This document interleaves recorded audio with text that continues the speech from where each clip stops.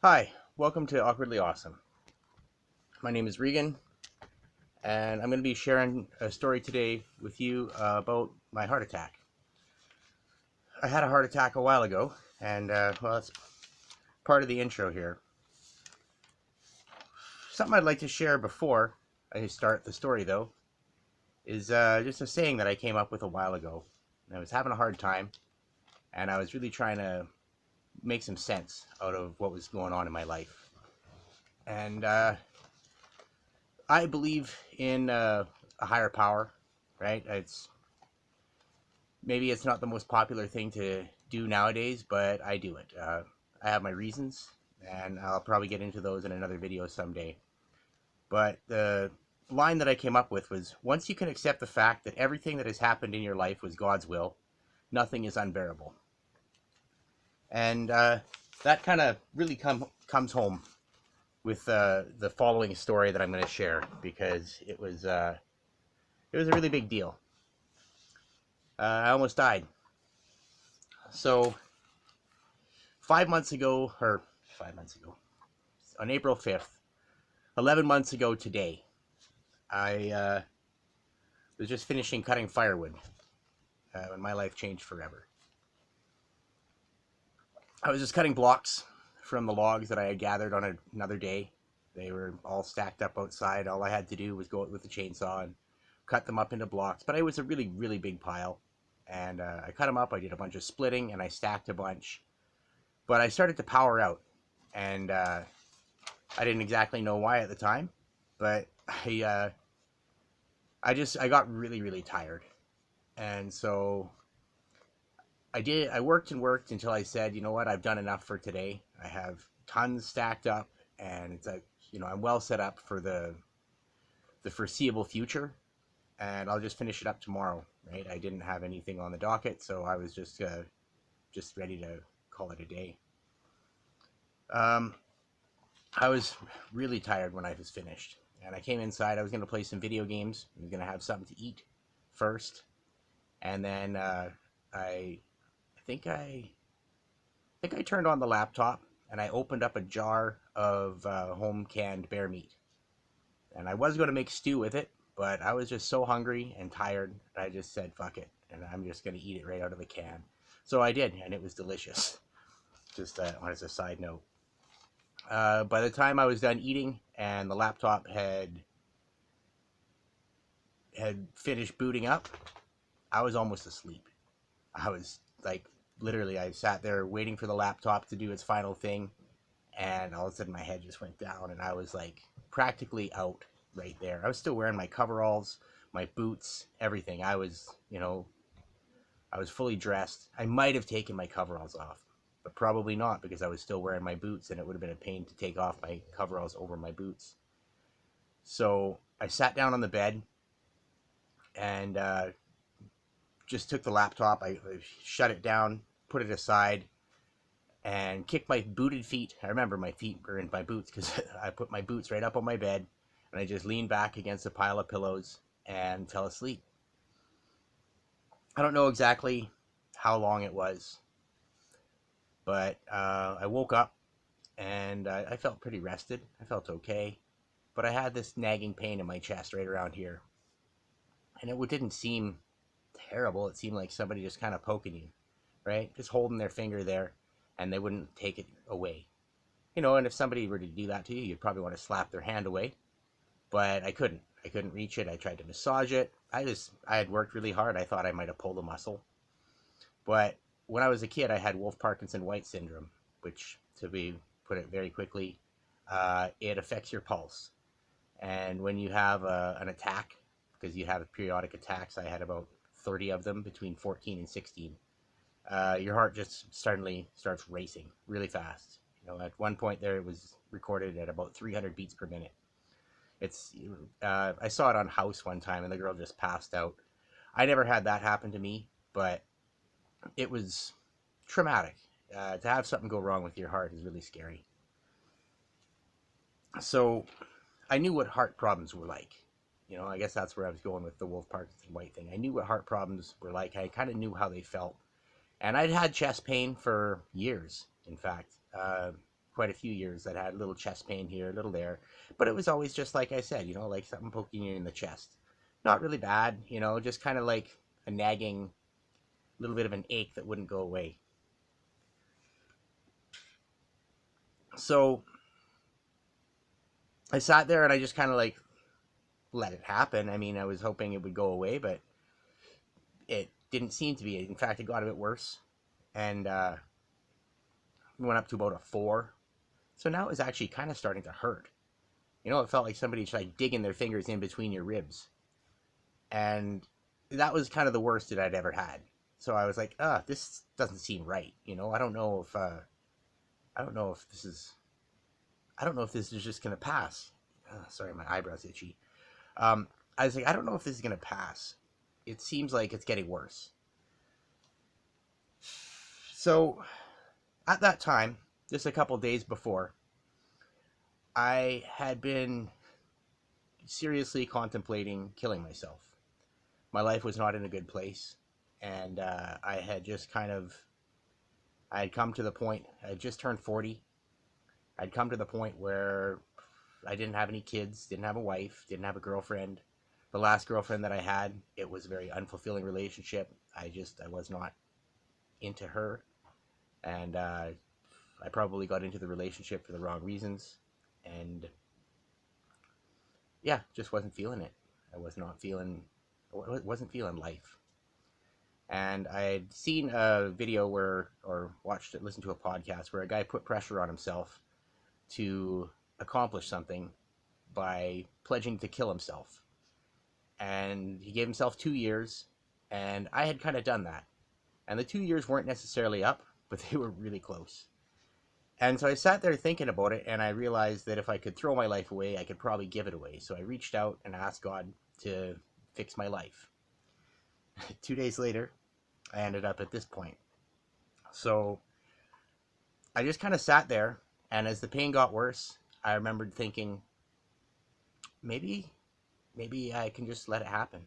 Like nobody's really going to be sad that I'm gone. My mom will be sad, and everyone will make sad sounds about the fact that I'm dead, but they'll be like, well, who would have known? He was so young, blah, blah, blah. And it wouldn't be the trauma of me killing myself. Right around the time that I kind of thought maybe I would just let it happen, the pain spiked really bad. Like, really bad. Up to 8, 9, maybe 10. Probably about a 9 at first there. Definitely something to grab your attention. It's all-consuming pain. I consider 10 to be like where you literally cannot do anything except experience pain, right? You don't walk across the room. You'd pee your pants rather than go to the bathroom when you're experiencing 10 pain, and you wouldn't care about it. You'd be, happy that you didn't have to do anything to aggravate that number 10 pain. Yeah, the pain, it spiked up to about a 10 pretty quickly once I decided that maybe I would just let it happen. And I believe that was kind of God saying, no, you're not going to do that.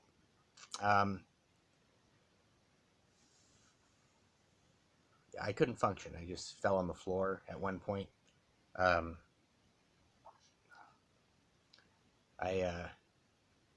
couldn't do anything.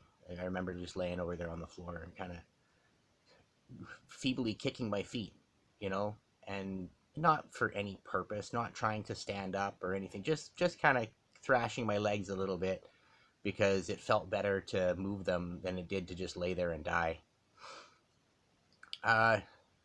Once I decided that I wasn't going to just lay there and die, which all happened pretty quick, within a few minutes. Number 10 pain is incredible motivator. But by then I picked up my phone and I tried phoning my mom and she wasn't picking up. So I phoned my brother and he phoned mom. I got a hold of him and he phoned my mom, and he got a hold of her on my grandparents' landline because she lives over at my grandparents' place. And they answered that, and he said, Regan's having a heart attack. You got to go over there and help him. So, meanwhile, I was texting or messengering one of my friends in Dawson Creek. His name's Dave. Dave Overly, I love you, man. But my hands had such poor circulation by then already that I couldn't operate the touch screen on my phone. My fingers were too cold. They just wouldn't work. Um, I mean, I've used a stylus, which doesn't seem to have any circulation, and I couldn't explain to you the science why it happened, but that was what was happening. I literally couldn't operate my phone. But I did manage to turn on the voice to text, and I managed to squawk out that I was having a heart attack to my friend, and he also phoned the ambulance from that end. So I actually had two ambulances phoned. I live right on the border between British Columbia and Alberta, and border town blues is what we call them. There's all kinds of problems that come from living right between two jurisdictions. But so we could have gone. Mom got here a little while after that, and we packed me up into the vehicle. Meanwhile, I had this slimy sweat break out all over me. It was like it was like having Crisco on your skin, Crisco or canola oil, whatever kind of cooking oil you have, olive oil. It was greasy, like slimy and greasy, and I didn't know it at the time, but the slimy sweat also smelled really bad, like really, really bad. It's some of the most disgusting stink that you can ever have coming off your body. I could barely use the phone. I managed to get a voice text out to Dave, and he sent back. He said, "I don't know what your address is out there, like your ambulance address. How would they find you?" And so I barely managed to get that sent to him, because my fingers would still kind of work, but barely. Like hitting buttons repeatedly, and it just wasn't working. Yeah, I was gagging. I was making horrible gagging noises by the time Mom got here, like like I was gonna.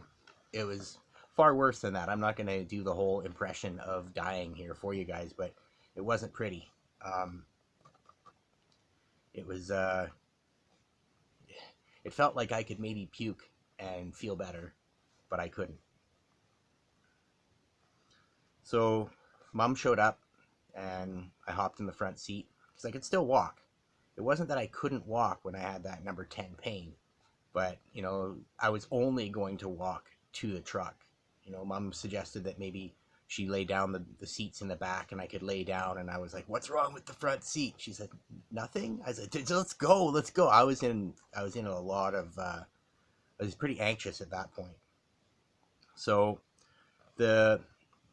we got over to the local little store here, Blueberry Mountain, and that's roughly where the ambulance met us, and they carted me into the back of the ambulance there, and they were great. The ambulance attendants were really awesome. I asked for their names, but in all the rush over the next few days, I didn't write it down, and I didn't write it in my phone, so I forgot what their names were. I'm sorry, guys, but you really made a big impression on me. When I got to the cardiac unit, when I got to the local hospital here, everyone was really nice to me, even though I didn't have medical coverage. They just helped me out anyway. I've still got bills kicking around here from that wonderful. Yeah, the administrators in the hospitals I'm sure they're wonderful people to their families, but to people who have to handle those bills personally, they are less than great. Not going to call anybody out because nobody was actually directly rude to me or awful to me, but having a huge bill for not dying sucks. When I made it to, I'm going to jump ahead a little bit. When I made it to Edmonton the next day, it would have been April 6th, I was impressed just by how pretty all the nurses were. All the nurses in the cardiac unit were just like angelically beautiful. And I don't know if it was just because I was, feeling like I was dying, or, almost, feeling like I was dying. But they were shooting me up with fentanyl, and they gave me morphine in the ambulance, and I had a nitro patch stuck on my neck here for a while, and I was getting shots of nitroglycerin, and they were putting it in through my IV when they got the IV in. It was, yeah, I took, I think, 12 milligrams of nitro to get me stabilized at first there, so, which is a lot. I just took a shot of nitro here the other night because I had some chest pain, and I instantly got a headache and got really sleepy and fell. Like, I didn't fall over, but I eventually kind of just tipped over and laid into the pillows and fell asleep. Which, that's a good sign, actually. That's kind of what nitro does to you when you don't have a heart problem. So I don't think that my heart pain or the chest pain that I had the other night was directly related to any kind of health issues, but that was what happened. You know, I've recovered really well so far.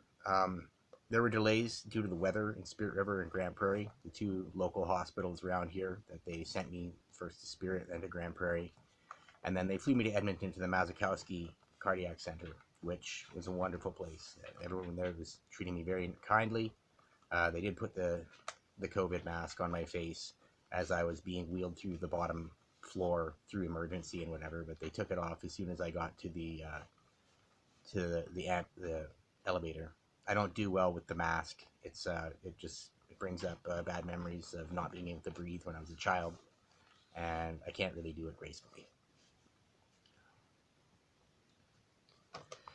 Once I got to Edmonton, they wheeled me in for an immediate angiogram. They kind of explained what the rudimentaries of it were, and they wheeled me in there and started getting to work on me.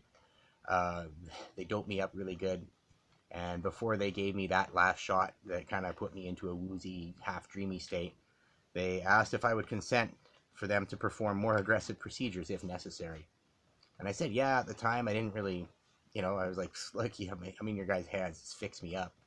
But I didn't think about it. They were asking to crack my chest open if they had to. I didn't think about it till much later when somebody, made fun of the fact, or didn't make fun of it, but they were like, oh, I don't know why they would say that. And I started thinking, like, why would they say that? And that was what I came up with. Oh, yeah, they probably would have had to crack my chest. So, in fact, the guy who they wheeled into my room as I was leaving had, his chest was cracked open. He had just had his open heart surgery. So I had, turns out that I had a 70% blockage of, I believe they called it my LDL, but I'm no doctor, and I wasn't able to get any further explanation on it from them. But I believe it's like, it'd be like the water main. If my heart were like a water pipe structure, it would be like the main got plugged. Whereas my brother had a heart attack here 7 months after I did, and with him, all the lines basically going to the house, or to the houses or whatever, those got plugged up on him. So his was much more serious than mine. Mine was more serious, like in the moment, but his was more serious long term. I got one stent put in. It's just like a little mesh tube that goes inside your artery and pops it open, so that it'll stay open, so it doesn't get blocked up. They put me on pills, and I recovered over 5 days. 5 days sitting in the hospital, talking to my friends, spending a lot of time on Facebook, a lot of time on Messenger. Russell was one of the people that talked to me during that time. I ended up talking to the girl from my first video that I mentioned, who I ended up having a relationship with. And those 5 days were a little bit tough because I used to smoke a lot of cannabis, and my brother wouldn't get me any. So I was frustrated about that. But I just wanted some edibles, and so I sat in there drying out. I mean, drying out is a dramatic term for it, but when I don't smoke cannabis, back in those days, I don't smoke it now, but back then when I wouldn't smoke it, after a couple of days, my hands would start getting sweaty, and I just feel really kind of ill at ease. Just not really feeling great about most things. Mainly the thing that bothered me most was my hands and feet got really sweaty, and I just kind of felt gross and stinky. Plus that on top of the slimy sweat thing. I really, by the time I got a shower, I was so grateful for it.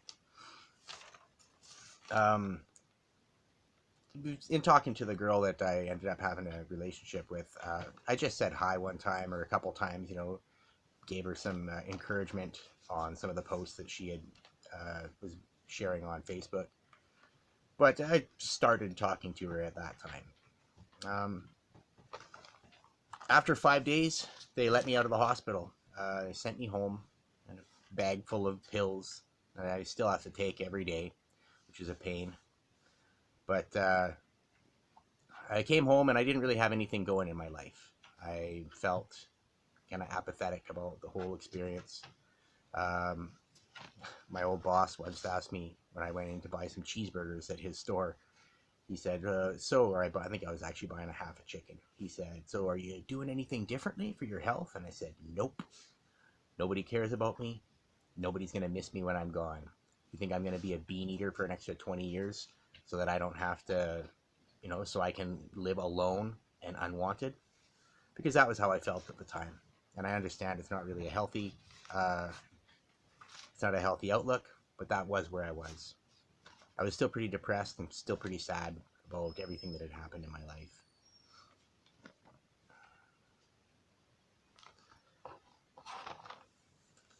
I was really weak. I had a hard time. My legs got weak, and it might have just been from sitting around too much over the winter, but I felt weak a lot. And so I ended up,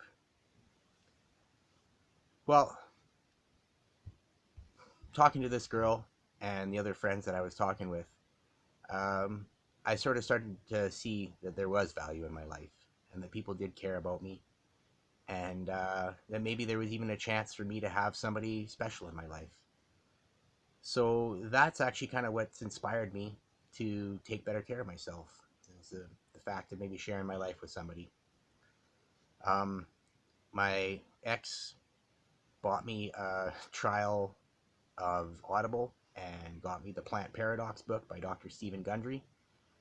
And at first I read through that, or listened to it, read through the PDF handout, and basically just about started crying because none of the food that I liked was on that list of food that I was supposed to be eating. Long story short, I did get on the diet. I did it in a modified way. I just couldn't do the first 3 days. I could probably do it now, but at that time I wasn't in a place where I was prepared emotionally to do that drastic of an overhaul of my diet.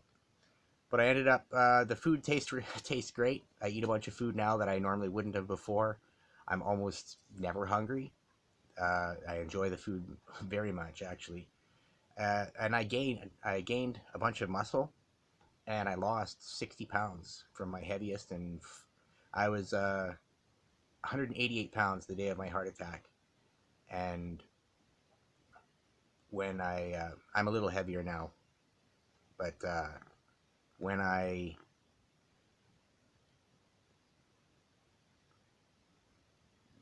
kind of bottomed out there, I was I think at 137. I was 51 pounds lighter than I had been. So thank you, Dr. Gundry. You basically changed my life in an incredible way.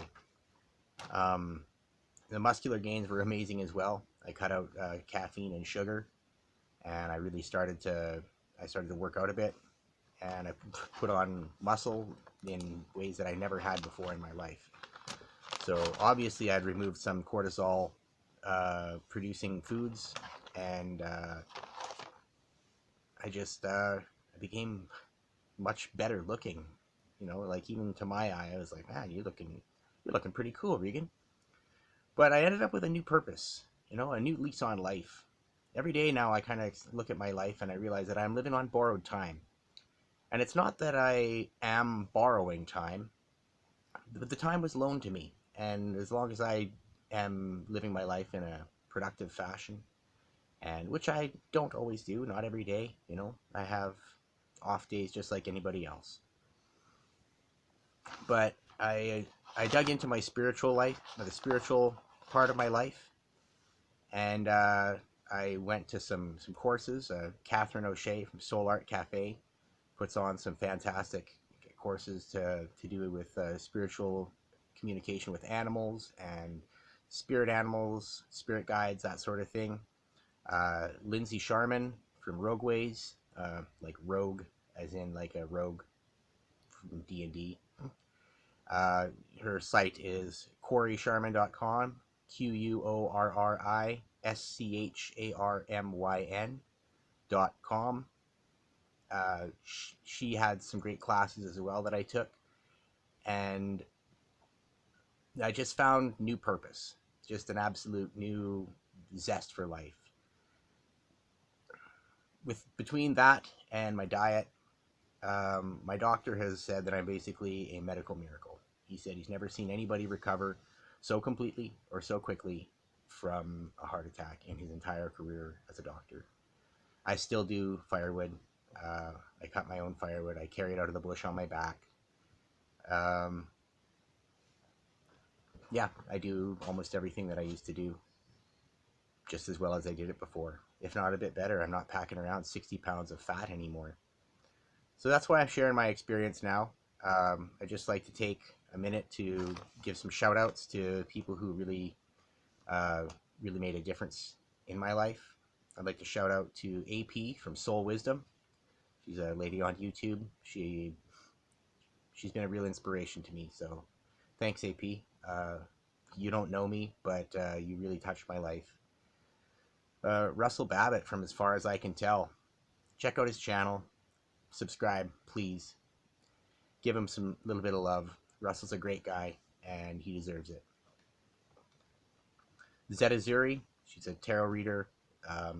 She's actually one of the reasons why I am making this video today, because I was talking with her a little bit on a live the other day, and I mentioned some of the facts of my life, and she sounded pretty interested. So I thought, hey, I'm gonna just throw a video up there, kind of filling in the rest of the details about that, because I kind of mentioned the heart attack, but I didn't get into too much detail on it. It's hard when you only have like 200 characters or whatever to tell a story.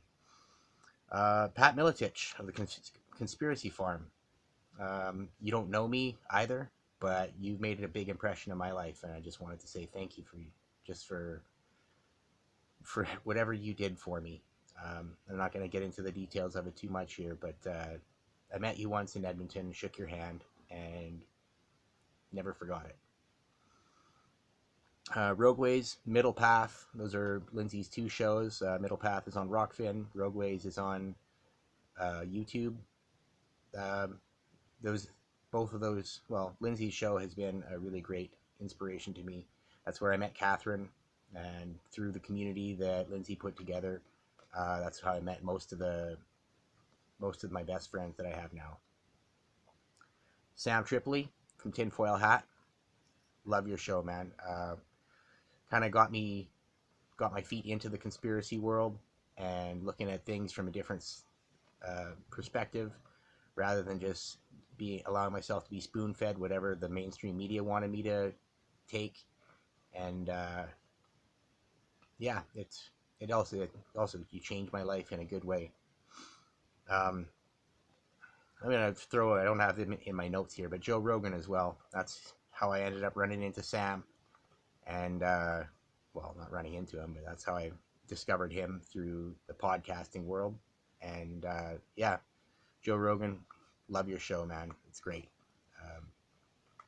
I haven't watched it much in the last year, but I've been busy doing a lot of other things, so I'm intending to jump on there again.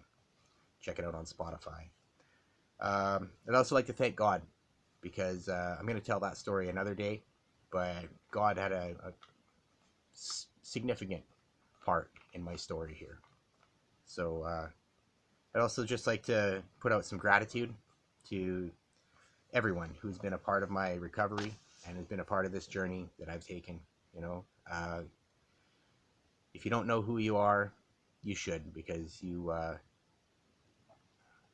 well, I'm sure that the people that I want to get this message know who they are.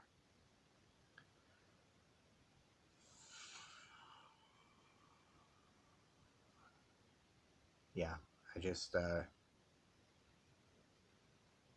this new direction that I've gone in my life has been so rewarding, and kind of all the best things that have ever happened in my life have happened within the last 11 months.